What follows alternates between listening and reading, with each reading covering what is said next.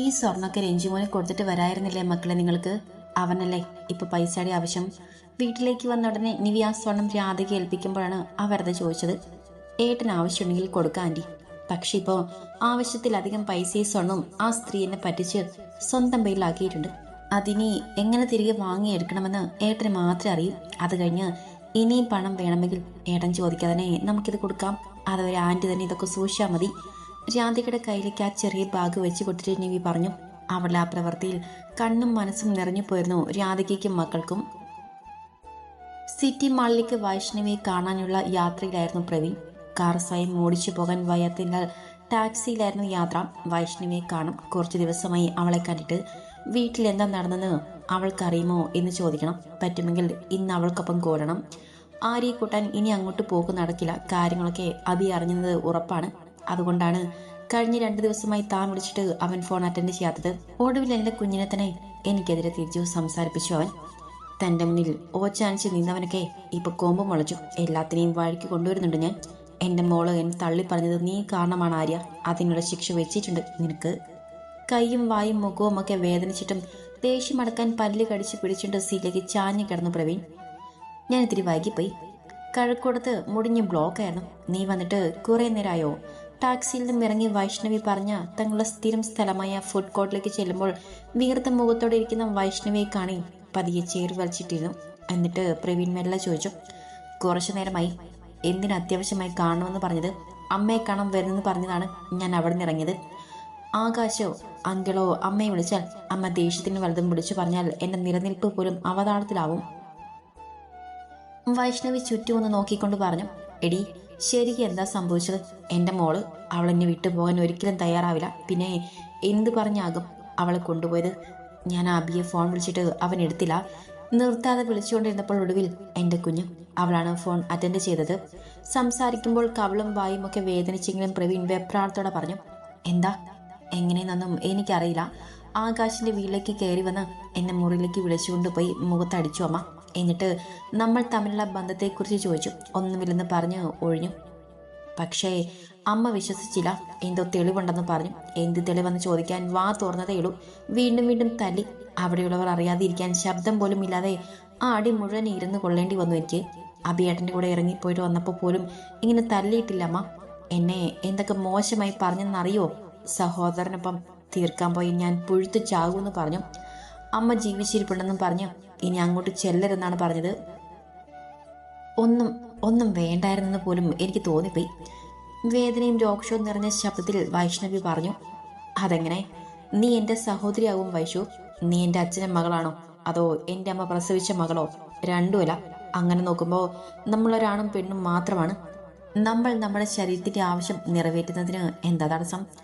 ഒടിയാത്ത ഇടത് കൈ നീട്ടി അവളെ കവളിൽ മൃദുവായി എന്ന് വിരൽ ഓടിച്ചുകൊണ്ട് പ്രവീൺ തിരക്കി. പ്രവി, ആരെങ്കിലും കാണും. അവൻ്റെ കൈ കവളിനും കഴുത്തിലേക്ക് ഇഴഞ്ഞു തുടങ്ങിയതും ഒരു പിടച്ചിലോടെ മെല്ലെ ആ കൈ പിടിച്ചു മാറ്റിക്കൊണ്ട് അവനെ കൊതിപ്പിക്കുന്നൊരു ചിരിയോടെ വൈഷ്ണവി പറഞ്ഞു, എന്നാ വലതും കഴിച്ചിട്ട് ആരും കാണാത്തൊരിടത്ത് പോയാലോ? നമുക്ക് ശരിക്കൊന്ന് കാണാനും തൊടാനും ഒക്കെ കുറച്ചു നേരം ആരുടെയും ശല്യമില്ലാത്ത ഒരിടത്തേക്ക്. അവൻ്റെ വഷളനോട്ടത്തോടെ ചോദിച്ചു, ഈ കൈ വെച്ചോ? ഈ കൈക്ക് വേദനയുണ്ട്. നിന്നെ കിട്ടുമെങ്കിൽ ആ വേദന ഞാനങ്ങ് സഹിക്കും. അത്രയ്ക്ക് നീ എന്നെ കൊതിപ്പിക്കുന്നുണ്ടെന്ന്. നേർത്തൊരു പുഞ്ചിരിയുടെ കറുത്ത നീല നിറത്തിലുള്ള ഷിഫോൺ ഫാൻസി സാരിയിലും സെയിം ബ്ലൗസിൽ ഒതുങ്ങി തൊടുത്തു നിൽക്കുന്നവളെ കാണേ ആകെ ഒന്ന് ഒഴിഞ്ഞു നോക്കിക്കൊണ്ട് പ്രവീൺ പറഞ്ഞു, ഇന്ന് വേണ്ട പ്രവി. ഞാൻ സമയത്തിന് ചെന്നില്ലെങ്കിൽ അമ്മയെ വിളിച്ചാലോ? ഭയത്തോടെ ചോദിച്ചിട്ട് വൈഷ്ണവി അവനെ നോക്കി. വിളിച്ചാലിപ്പോൾ എന്താ? നിന്റെ ആ തള്ള പറയുമോ നീ എനിക്കിപ്പം തീർക്കാൻ വന്നതെന്ന്? അതോ ഇതിനു മുൻപും മോൾക്ക് ഇതായിരുന്നു പണിയെന്ന് പറഞ്ഞു കൊടുക്കുമോ? വൈഷ്ണവി വരാൻ മടിക്കുന്നെന്ന് തോന്നിയതോടെ ദേഷ്യം പിടിച്ച് പ്രവീൺ ദേഷ്യം അടക്കി പിടിക്കാൻ ശ്രമിച്ചുകൊണ്ട് മുരണ്ടു. ഒച്ച വയ്ക്കല്ലേ പ്രവി, ആരെങ്കിലും ശ്രദ്ധിക്കും. ഇത്രയും ദൂരം വന്നതുപോലും ആരും ഒന്നും അറിയാതിരിക്കാനാണ്. അവൻ്റെ കയ്യിൽ പിടിച്ചുകൊണ്ട് ഭയം കൊണ്ട് വിളറിപ്പോയ മുഖത്തോടെ പതറിയ ശബ്ദത്തിൽ വൈഷു പറഞ്ഞു, എന്നാ നിന്റെ ആ പോങ്ങൻ കെട്ടിനെ വിളിച്ചു പറയേ ഇന്ന് അമ്മയുടെ കൂടെയാണ്, വീട്ടിലേക്ക് വരില്ലെന്ന്. കടുത്ത മുഖത്തോടെ പ്രവീൺ പറഞ്ഞു. ഇനി രക്ഷയില്ലെന്ന് വൈഷ്ണവിക്ക് അറിയാം. പ്രവീൺ എന്തെങ്കിലും മോഹിച്ചാൽ അത് സാധിച്ചു കൊടുക്കാൻ ഏതറ്റം വരെയും പോകും.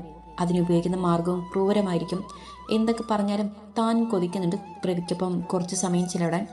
അവനൊപ്പം ഉണ്ടാകുന്ന സമയങ്ങളിൽ തൻ്റെ ശരീരത്തെ അവൻ ലാളിക്കുന്ന രീതി ഓർക്കെ പുളകം കൊണ്ട് പോയ ഉടലും തന്റെ നിയന്ത്രണത്തിൽ ലയിക്കാത്ത മനസ്സുമായി വൈഷ്ണവി ഫോൺ എടുത്ത് ആകാശിന്റെ നമ്പറിലേക്ക് വിളിച്ചു. അവളുടെ ഓരോ പ്രവൃത്തിയും നോക്കിയിരുന്ന പ്രവീണിന്റെ ചുണ്ടിൽ ഒരു വല്ലാത്ത ചിരി വിരിഞ്ഞു. അതിൽ പുച്ഛമായിരുന്നോ അതോ ആയിരുന്നോ? പോയ കാര്യം എന്തായില്ലേ ജോസേ? ബാങ്കിൽ പോയി വീട്ടിലേക്ക് വന്ന് ക്ഷീണത്തോടെ ഉമ്മർത്തേക്ക് തന്നെ ഇരുന്ന ലക്ഷ്മിയുടെ നിരഞ്ജൻ പ്രണയപൂർവ്വം തിരക്കി. നിരഞ്ജന്റെ ചോദ്യം കേട്ട് ലക്ഷ്മി ഒരു ഞെട്ടലോടെ മുഖമയർത്തി അവനെ നിന്ന് നോക്കി. എന്താടി, എന്താ പറ്റിയേ? എന്തിനാ നിന്റെ കണ്ണ് നിറഞ്ഞത്? ലക്ഷ്മിയുടെ അടുത്തേക്ക് ചേർന്നിരുന്ന് അവളെ ചേർത്ത് പിടിച്ചുകൊണ്ട് ഉടലെ വെറുപ്പ് അടക്കി പിടിച്ച് നിരഞ്ജൻ ചോദിച്ചു. ഒന്നുമില്ല രഞ്ജു. എൻ്റെ രഞ്ജു എന്നോട് സ്നേഹത്തോടെ സംസാരിച്ചിട്ട് എത്ര നാളുകളായെന്ന് പെട്ടെന്ന് ഇങ്ങനെ ചോദിച്ചപ്പോൾ സന്തോഷം കൊണ്ട് കണ്ണ് നിറഞ്ഞതാണ്. അവൻ്റെ നെഞ്ചിൽ മുഖം പൂഴ്ത്തിയിരുന്ന് പറഞ്ഞു ലച്ചു. ഉള്ളിലെ ദേഷ്യവും വെറുപ്പും നിറഞ്ഞു പൊന്നുമ്പോഴും അത് അടക്കി പിടിച്ചുകൊണ്ട് അവളെ ചേർത്ത് പിടിച്ചു നിരഞ്ജൻ. ബാങ്കിലെ കാര്യമൊക്കെ ശരിയായി. എൻ്റെ അക്കൗണ്ടിൽ നിന്ന് ഞാൻ കാശെല്ലാം ട്രാൻസ്ഫർ ചെയ്തിട്ടുണ്ട്. രഞ്ജുവിൻ്റെ ഫോണിൽ മെസ്സേജ് വന്നില്ലേ? ഏറെ നേരത്തെ ആ ഇരിപ്പിന് ശേഷം മുഖമയത്തി ലക്ഷ്മി മെല്ലെ ചോദിച്ചു. നീ പറയുമ്പോൾ അറിഞ്ഞാൽ മതിയെന്ന് കരുതി. ഞാനതൊന്നും നോക്കിയില്ല. അല്ലെങ്കിൽ നമുക്കിടയിൽ എൻ്റേത് നിൻ്റേത് എന്നൊരു കാര്യമേ ഇല്ലല്ലോ. എല്ലാം ഇനി നമ്മുടേതാണ്. കുഞ്ഞിക്ക് പോലും ആവശ്യമുള്ളത് കൊടുത്തു കഴിഞ്ഞു. മെസ്സേജ് വന്നതൊക്കെ കണ്ട് ബോധിച്ചെങ്കിലും ഉള്ളിൽ സന്തോഷമുണ്ടെങ്കിലും ഇവളെ ഈ ചതിയത്തെ കുന്നക്കളയാനുള്ള ദേഷ്യം തോന്നിയെങ്കിലും അതൊക്കെ ഉള്ളിലൊരു താഴിട്ട് പൂട്ടി വെച്ചുകൊണ്ട് ലക്ഷ്മിയെ സന്തോഷിപ്പിച്ച് നിർത്തി എല്ലാം തിരികെ പിടിക്കാനുള്ള വാശിയുടെ നിരഞ്ജൻ പറഞ്ഞത് അങ്ങനെയായിരുന്നു. നിരഞ്ജൻ്റെ ഷോപ്പിൻ്റെ റിനോവേഷൻ നല്ല രീതിയിൽ തന്നെ പുരോഗമിച്ചുകൊണ്ടിരുന്നു. ആദ്യം ഒറ്റ നിരയിലായിരുന്നുവെങ്കിൽ ഈ തവണ അവ 2 നിരകളിലായിട്ടാണ് വലിയ രീതിയിൽ തന്നെ ആ ഷോപ്പ് വിപുലപ്പെടുത്തി. അതിന് കാരണം ലക്ഷ്മി തങ്ങളെ പറ്റിച്ച് കയ്യിലാക്കിയ വകൾ തിരികെ പിടിക്കണം എന്നതായിരുന്നു. എങ്കിലും അതിനൊരു വഴി തെളിയാതെ എങ്ങനെ ഇനി ലക്ഷ്മിയിൽ നിന്നും ബാക്കി ഒക്കെ തിരിച്ചു പിടിക്കുമെന്നോർത്ത് നിരഞ്ജൻ തല പുകഞ്ഞുകൊണ്ടിരുന്നു. എന്തു പറ്റി രഞ്ജു? ആകെ ഒരു വിഷമം പോലെ. കാലിന് വേദന വല്ലതുമാണോ? ചെറുതായി നീരുള്ള അവൻ്റെ കാൽപാദത്തിൽ തലോടിക്കൊണ്ട് ലക്ഷ്മി ചോദിച്ചു. വയ്യൊക്കെ ഒന്നുമില്ല ലച്ചു, ഞാൻ വെറുതെ ഒരു ചിന്തിച്ചിരുന്നതാണ്. നിരഞ്ജൻ അവൾക്ക് മുഖം കൊടുക്കാതെ ഈ തവണ പണവും സ്വർണവും തിരികെ പിടിക്കാനുള്ള വഴി എന്നൊരു പ്രാർത്ഥനയോടെ സരോവരത്തിൻ്റെ മുറ്റത്ത് നിന്നിട്ട് ഇങ്ങോട്ട് നോക്കുന്ന വിമലയൊന്ന് നോക്കിക്കൊണ്ട് പറഞ്ഞു. ഒരു കാര്യവുമില്ലെങ്കിൽ പിന്നെ എന്തിനാ ഈ മുഖം ഇങ്ങനെ വാടിയിരിക്കുന്നത്? അവൻ്റെ കവൾ തലോടിക്കൊണ്ടവൾ മെല്ലെ ചോദിച്ചു. അത് പിന്നെ പറഞ്ഞാലും നിനക്ക് അതിലൊന്നും ചെയ്യാൻ പറ്റില്ല ലച്ചു. ഞാൻ എടുത്ത് ചാടിയതാണോ എനിക്കിപ്പോൾ തോന്നുന്നു, നിരഞ്ജൻ്റെ വാടിയ മുഖത്തോടെ പറഞ്ഞു. എന്താണെന്ന് പറഞ്ഞാലല്ലേ രഞ്ജു എനിക്ക് പറ്റുമോ ഇല്ലെന്ന് അറിയാൻ കഴിയൂ. എന്താണെങ്കിലും എന്നോടുകൂടെ പങ്കുവച്ചൂടെ? അവൻ്റെ നെഞ്ചോട് ചേർത്ത് പിടിച്ച് നെറുകിൽ മുകർന്നുകൊണ്ട് ലക്ഷ്മി ചോദിക്കേ നിരഞ്ജൻ അവളെ തട്ടിയെറിയാനുള്ളൊരു ത്വര തോന്നിയെങ്കിലും അവനത് അടക്കി പിടിച്ചിരുന്നു. കാര്യം പറയും രഞ്ജു, ലക്ഷ്മി വീണ്ടും പറഞ്ഞു. ഷോപ്പ് ഞാൻ വിചാരിച്ച വിധത്തിൽ തുറന്ന് പ്രവർത്തിക്കണമെങ്കിൽ കുറച്ച് കാശ് കൂടെ വേണം. അതിനെ എവിടെ ചെന്നൊപ്പിക്കുമെന്ന് ഓർത്തിട്ട് ആകെ ഒരു വിഷമം. അവളിൽ നിന്ന് മലർന്നു മാറിയിരുന്നുകൊണ്ട് നിരഞ്ജൻ നെഞ്ചു തടവി. കയ്യിലുണ്ടായിരുന്ന കാശ് കൊണ്ട് ആ പണിയൊക്കെ തീർത്ത് സാധനങ്ങളൊക്കെ ഇറക്കി വെച്ചാൽ പോരായിരുന്നോ? കച്ചവടം നന്നായി നടക്കാൻ തുടങ്ങിയിട്ട് ബാക്കി ചെയ്യാമായിരുന്നു. ഇതിപ്പോൾ മുകളിലെ നിര പണിയാൻ തന്നെ എത്ര ലക്ഷം പോയി കിട്ടി? ലക്ഷ്മി പറയുന്ന കേട്ട് തെറ്റുപറ്റിയെന്ന പോലെ തലയും താഴ്ത്തിയിരുന്നു നിരഞ്ജൻ. മുകളിലെ നിലയിൽ നിനക്ക് ഒരു ബ്യൂട്ടി പാർലറും ബൊട്ടിക്കുമൊക്കെ തുടങ്ങാമെന്ന് കരുതി ചെയ്താണ് എൻ്റെ ലജൂസേ. നീ അതൊക്കെ മുൻപ് ഒരുപാട് ആഗ്രഹിച്ചതല്ലേ? പിന്നെ അങ്ങനെയാകുമ്പോൾ എനിക്ക് നിന്നെ എപ്പോഴും കാണാം. നമുക്ക് ഒരുമിച്ച് പോകാം, അതുപോലെ ഒരുമിച്ച് തിരികെ വരാം. ആശിച്ചതെല്ലാം വെറുതെയായെന്ന് തോന്നുന്നു. അവൾ എപ്പോഴോ പറഞ്ഞ കാര്യങ്ങൾ ഓർത്തു വെച്ച് പ്രണയം നിറച്ച് വാക്കുകൾ പറഞ്ഞ് ലക്ഷ്മി കുളിരണിയിപ്പിച്ചു നിരഞ്ജൻ. കുഞ്ഞോട് ആ സ്വർണം തിരികെ ചോദിച്ചാലോ രഞ്ജു? തലയും താഴ്ത്തിയിരിക്കുന്നവൻ്റെ അടുത്തൊന്നുകൂടെ നീങ്ങിയിരുന്നുണ്ട് തന്ത്രപൂർവ്വം ചോദിച്ചു ലക്ഷ്മി. അത് ഞാൻ ഇടയ്ക്ക് വാങ്ങിയിരുന്നു ലച്ചു. പണയം വെക്കാമെന്നാണ് കരുതിയിരുന്നത്. പക്ഷേ എനിക്ക് പൈസ കൂടുതൽ വേണമായിരുന്നു. ഒടുവിൽ അഭി തന്നെയാണ് പറഞ്ഞത് വിൽക്കാമെന്ന്. അവളെക്കാൾ തന്ത്രം പഠിച്ചവനെ പോലെ മുഖമാകെ സങ്കടം വാരി വിതറിക്കൊണ്ട് പറഞ്ഞു നിരഞ്ജൻ. ഇനിയിപ്പോൾ എന്തരഞ്ചു ചെയ്യുക? നീ വിചാരിച്ചാൽ എന്തെങ്കിലും നടക്കോ ലച്ചു? നിനക്ക് ഒരുപാട് ഫ്രണ്ട്സൊക്കെ ഉണ്ടായിരുന്നല്ലോ. അവരുടെയെങ്കിലും കയ്യിൽ നിന്ന് കുറച്ച് പൈസ മറിക്കാൻ പറ്റുമോ? നമ്മുടെ ബിസിനസ് ഒന്ന് പച്ച പിടിച്ചാൽ ഉടനെ തിരികെ കൊടുക്കാം. ഞാനിപ്പോൾ ആരോടാണ് ചോദിക്കുക? നിരഞ്ജന്റെ ചോദ്യത്തിന് സ്വയം എന്ന പോലെ പറഞ്ഞിട്ട് ആലോചനയോടെയിരുന്നു ലക്ഷ്മി. ആരോടെങ്കിലും ചോദിക്ക് ലച്ചു, ഇല്ലെങ്കിൽ ഒന്നും പൂർത്തിയാക്കി മുന്നോട്ട് പോകാൻ പറ്റില്ല. നിരഞ്ജൻ സങ്കടത്തിൽ കണ്ണെന്ന് അമർത്തി തുടച്ചുകൊണ്ട് പറഞ്ഞു. ലോൺ എടുക്കാൻ പറ്റില്ല രഞ്ജു? ഇല്ല ലച്ചു, എൻ്റെ ഇപ്പോഴത്തെ അവസ്ഥ വെച്ച് ലോണൊന്നും പറ്റില്ല. ഇനിയിപ്പോൾ എന്താ ഒന്നും ചെയ്യാൻ പറ്റില്ലെങ്കിൽ എല്ലാം അതേപടി കിടക്കട്ടെ. നമുക്കൊന്നിനും യോഗമില്ലെന്ന് കണക്കാക്കി സമാധാനിക്കാം. പണിയെല്ലാം തീർന്ന ഷോപ്പ് നന്നായിട്ട് വരുന്ന സമയത്ത് എല്ലാം നിന്റെ പേരിലേക്ക് മാറ്റണമെന്നും അപ്പുറത്തെ ആ തള്ളയും മോനുമില്ലേ, നമുക്ക് പൈസ ഇല്ലാതെ ആയപ്പോൾ നമ്മളെ തള്ളി പറഞ്ഞവർ അവിടെ മുന്നിൽ പഴയതിലും നന്നായി ജീവിച്ച് കാണിക്കണം എന്നൊക്കെ കരുതി മുന്നോട്ട് പോയതാണ്. പക്ഷേ നമുക്കൊന്നിന് യോഗമില്ലെന്ന് തോന്നുന്നു. ചുമരിൽ ചാരിയെന്ന് നിരാശയോടെ പറഞ്ഞിട്ട് ആലോചനയുടെ ഇരിക്കുന്ന ലക്ഷ്മി പാടിയിൽ നിന്ന് നോക്കി കണ്ണുകൾ മുറുക്കി അടച്ചു കളഞ്ഞു നിരഞ്ജൻ. രഞ്ജു, ഇങ്ങനെ വിഷമിക്കില്ലേ? ഞാൻ ശ്രമിച്ചു നോക്കട്ടെ. നിനക്കിനി എത്ര രൂപ കൂടെ വേണ്ടി വരും? ആലോചനയുടെ ലക്ഷ്മി അവനോട് ചോദിച്ചു. ഇപ്പോൾ ചിലവായി അത്രയുമെങ്കിലും വേണ്ടി വരും. അവളുടെ മുഖത്തേക്ക് നോക്കിയാൽ ഉള്ളിലെ സന്തോഷം കൊണ്ട് പിടിച്ചെങ്കിലോ എന്നോർത്ത് കുനിഞ്ഞിരുന്നുകൊണ്ട് നിരഞ്ജൻ പറഞ്ഞു. ഞാൻ നോക്കട്ടെ, നീ സമാധാനമായിട്ടിരിക്കുക. പക്ഷേ ഒരു 2 ദിവസം സമയം തന്നു എനിക്ക്. അവനെ ആശ്വസിപ്പിച്ചുകൊണ്ട് ലക്ഷ്മി പറഞ്ഞു. അവനതിന് നേർത്ത ശബ്ദത്തിലൊന്ന് മൂളി. ആ സമയം ലക്ഷ്മി സ്വർണം വിൽക്കാമെന്നൊരു കണക്ക് കൂട്ടലോടെ നയനെ വിളിക്കാൻ തുടങ്ങുകയായിരുന്നു. എന്നാലും ഈ ചെറുക്കൻ ആ പണമൊക്കെ മാറ്റി എവിടെ ഒളിപ്പിച്ചു വെച്ചിരുന്നു? ആ ഷോപ്പ് തന്നെ ഇപ്പൊ കോടികൾ കിട്ടും. ഇനിയിപ്പോ ആ ചിക്കൻ സ്റ്റാളും ചപ്പാത്തി കടയും ഒന്ന് വിറ്റിട്ടു ഉണ്ടാവില്ല ഈശ്വര. ഒന്നും നഷ്ടമായില്ലെന്ന് നേരത്തെ അറിഞ്ഞിരുന്നെങ്കിൽ നിവി വേണ്ടെന്ന് വെക്കാൻ ഞാൻ മനുവിനോട് പറയുമായിരുന്നില്ല. ഇതിപ്പോ എല്ലാം ആ ഒരു ഗതിയും പരഗതിയും ഇല്ലാത്ത ചെറുക്കനല്ലേ കിട്ടുക. താടിക്ക് കൈയും കൊടുത്തിരുന്നുകൊണ്ട് അഭി ഉദ്ദേശിച്ച് ആലോചന പറയുന്ന വിമലെ പുച്ഛത്തോടെ നോക്കി ദിവാകരൻ. നിങ്ങളത് എന്തൊന്നും മിണ്ടാതിരിക്കുന്നത്? അവർ പറഞ്ഞതിന് മറുപടി പറയാതിരിക്കുന്ന അയാളോട് അവർ ഉച്ചത്തിൽ തിരക്കി. ഞാനെന്തു പറയാൻ? നീ എന്ന് എടുത്തുചാടി ഓരോന്ന് തീരുമാനിച്ചപ്പോഴും പണത്തിന് വേണ്ടി ആ പെൺകൊച്ചിനെ വേണ്ടെന്ന് വെച്ച് വിഫിയെ സ്വീകരിച്ചപ്പോഴും ഞാൻ പറഞ്ഞു ഇതൊന്നും നല്ലതല്ലെന്ന്. എന്നിട്ട് നീ കേട്ടോ? ഇല്ലല്ലോ. ഇപ്പോ എന്താ ആകെയുള്ള ഒരു മകൻ സമാധാനമില്ലാതെ അറിയുന്നു. നീവിക്കൊപ്പം അവനൊരു നല്ല ജീവിതം കിട്ടുമായിരുന്നു. അതില്ലാതെ ആക്കിയത് നീ ഒറ്റ ഒരുത്തിയാണ്. അവനോട് ഞാൻ ആവുന്നത് പറഞ്ഞു ആ പെൺകൊച്ചിനെ വിട്ട് കളയല്ലേന്ന്. അവനും അമ്മയെ അനുസരിക്കാനായിരുന്നു ഇഷ്ടം. എന്നിട്ടോ അമ്മ പറഞ്ഞവളെ തന്നെ കെടി. ഇപ്പൊ ഭാര്യയ്ക്കൊപ്പം സമാധാനവും ഇല്ല. എവിടെ നിന്നാലും നീ അവളുടെ കുറ്റം പറഞ്ഞ് അവനിവിടേക്ക് സമാധാനമില്ല. അറിയട്ടെ, അവനിങ്ങനെ സമാധാനമില്ലാതെ അലഞ്ഞു തിരിയട്ടെ. അളിയന്റെ കയ്യിൽ നിന്ന് കിട്ടാവുന്നതൊക്കെ ഊറ്റിയെടുത്തിട്ട് ആ മനുഷ്യൻ മരിച്ച ആ ചിതയുടെ ചൂടാറും മുൻപ് ആ പിള്ളേരെ വേദനിപ്പിക്കാവുന്നതിന്റെ അങ്ങേയറ്റം വേദനിപ്പിച്ച് നീ ആ പെൺകുട്ടി ജീവൻ കളയഞ്ഞത് അതിന്റെ തള്ളയും തന്തയും ചെയ്ത പുണ്യം കൊണ്ടാണ്. പക്ഷെ അതിന്റെ കണ്ണിൽ നിന്ന് വീണ ഓരോ തുള്ളി കണ്ണുനീരിനും നീ മനു മറുപടി പറയേണ്ടി വരും വിമലെ. എന്നിട്ടിപ്പോ ആ ചെറുക്കൻ വീണെടുത്ത് നിന്ന് എഴുന്നേറ്റ് ഒന്ന് നിവർന്നു നിൽക്കുന്നതെന്ന് കണ്ടപ്പോൾ അവളുടെ കോപ്പിലെ വർത്തമാനം. വിമലയുടെ ദേഷ്യം മുഴുവൻ വാക്കുകളിൽ നിറച്ചു അയാൾ പറഞ്ഞു. നിങ്ങൾ കൂടുതൽ അയാൾ പറഞ്ഞത് ഇഷ്ടപ്പെടാതെ എന്തോ പറയാൻ വന്നവർ ഇവിടെ പറഞ്ഞതൊക്കെ കിട്ടി ഉമ്മർത്ത് കുറിഞ്ഞ മുഖത്തോടെ ഇരിക്കുന്ന മനുവിനെ കാണി ബാക്കി പറയുന്നത് നിർത്തിക്കളഞ്ഞു. ഒന്ന് പറഞ്ഞാൽ 9 തിരിച്ചു പറയുന്ന വിമലയുടെ ആ പതിവില്ലാത്ത നിശബ്ദത കാണെ തിരിഞ്ഞു നോക്കിയ അയാളും അവനെ കാണി വല്ലായ്മയുടെ ഇരുന്നു പോയി. മനുവിന്റെ ആമുഖം കുനിച്ചുള്ള ഇരിപ്പ് കാണി ദിവാകരൻ നെഞ്ചൊന്ന് പിടഞ്ഞു. അയാൾ മെല്ലെ അവനടുത്തേക്ക് വന്നിരുന്നു. അയാൾക്ക് പിന്നാലെ വന്ന വിമലയും കുറച്ചപ്പുറം മാറിയിരുന്നു. കുറച്ചേറെ നേരം ആ ഇരിപ്പിരുന്നിട്ടും ആരും പരസ്പരം ഒന്നും മിണ്ടിയില്ല. പിന്നീട് എപ്പോഴോ മനു എഴുന്നേറ്റ് മുകളിലെ തന്റെ മുറിയിലേക്ക് പോകുന്നത് കണ്ടിരുന്നു വിമലയും ദിവാകരനും. മനു, മോനെ മനു. 2-3 മണിക്കൂറിന് ശേഷം മനു താഴേക്കിറങ്ങി വരാതിരുന്നതോടെ വിമല മുകളിലേക്ക് കയറി വന്ന വാതിൽ മുട്ടി വിളിച്ചു. മനു വാതിൽ തുറക്കാതെ ആയതോടെ അവർ കരഞ്ഞു വീണ്ടും വീണ്ടും വാതിൽ ആഞ്ഞു തള്ളിക്കൊണ്ട് വിളിച്ചു. മനു, അമ്മയെ പേടിപ്പിക്കാതെ നീ വാതിൽ തുറക്കുന്നുണ്ടോ? എന്താ അമ്മയ്ക്ക് ഇനി എന്താ വേണ്ടത്? വാതിൽ വലിച്ചു തുറന്ന് ചുവന്ന മുഖത്തോടെ മനു ചോദിച്ചു. മോനെ, നീ വന്നിട്ട് ഈ നേരമായിട്ടും ഒന്നും കഴിച്ചില്ലല്ലോ. അതുകൊണ്ട് കഴിക്കാൻ വിളിക്കാനായിട്ട് വന്നതാണ് അമ്മ. അവന്റെ ചുവന്ന മുഖവും കണ്ണും വാക്കുകളിലെ കടുപ്പവും കാണേ വല്ലായ്മയോടെ പറഞ്ഞു വിമല.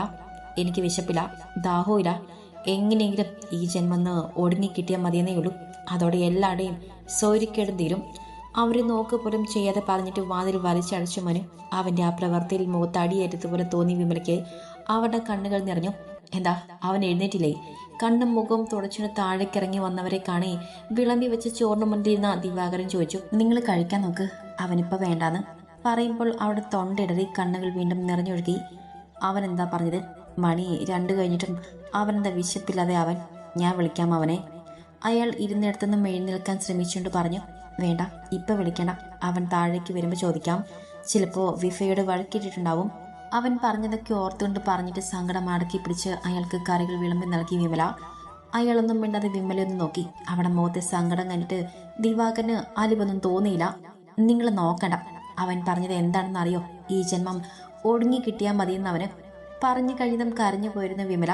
അത്രയേറെ ആറ്റും നോറ്റുണ്ടായ മകനാണ്. അവന് നൽകുന്ന സ്നേഹം പകത്തു പോകുമോ എന്നോർത്താണ് ഇനി ഒരു കുഞ്ഞു പോലും വേണ്ടെന്ന് വെച്ച് ജീവിച്ചത്.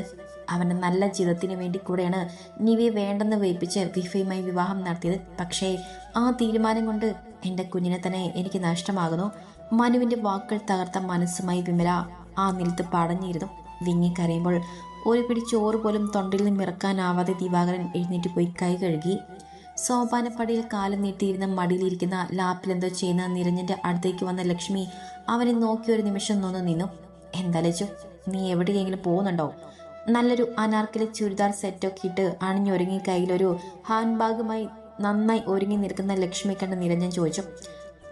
ഞാൻ നയനെ കണ്ടിട്ട് വരാം രഞ്ജു, കുറച്ച് കാശിൻ്റെ കാര്യം ഞാൻ അവളോട് പറഞ്ഞിരുന്നു. ലക്ഷ്മി പുഞ്ചിരിയോടെ പറഞ്ഞു. കിട്ടാൻ സാധ്യതയുണ്ടോ ലച്ചു? ഞാൻ പ്രതീക്ഷിച്ചോട്ടെ. നിരഞ്ജൻ തീർത്തും സാധുവായി തിരക്കി. കിട്ടും രഞ്ജു, അവൾ ഉറപ്പ് പറഞ്ഞിട്ടുണ്ട്. 25 കൂടെ ഉണ്ടെങ്കിൽ ഷോപ്പ് ഓപ്പൺ ആക്കാൻ പറ്റുമല്ലോ അല്ലേ? അവൻ്റെ അടുത്ത് വന്നിരുന്ന് നീരി വെച്ച കാൽ മെല്ലെ തലോടിക്കൊണ്ട് ചോദിച്ചു ലക്ഷ്മി. പറ്റുമെന്നാണ് എൻ്റെ പ്രതീക്ഷ. എനിക്ക് കുറച്ചുകൂടി ആയാലും എല്ലാം നമുക്ക് വേണ്ടിയല്ലേ? എനിക്കിപ്പോൾ കുഞ്ഞിയെക്കുറിച്ച് ടെൻഷനൊന്നുമില്ല. അവളെ അഭി നോക്കിക്കോളും. പക്ഷെ നിന്നെ എങ്ങനെയെങ്കിലും സുരക്ഷിതമാക്കണം. എനിക്ക് അതിനു വേണ്ടിയാണ് ഞാൻ കിടന്ന് കഷ്ടപ്പെടുന്നത്. റെന്റ് കടമൊന്ന് തീർന്നാൽ ഉടനെ ആ ഷോപ്പ് ഞാൻ നിന്റെ പേരിലേക്ക് മാറ്റും. അതുപോലെ ഷോപ്പിന്റെ പഴയ മാംഗല്യം എന്ന പേര് മാറ്റി ലക്ഷ്മി എന്നാക്കാൻ തീരുമാനിച്ചു ഞാൻ. ലക്ഷ്മിയുടെ കവിൾ കൈ ചേർത്ത് വെച്ചുകൊണ്ട് കണ്ണുകൾ നിറഞ്ഞ പ്രണയത്തോടെ നിരഞ്ജൻ പറഞ്ഞു.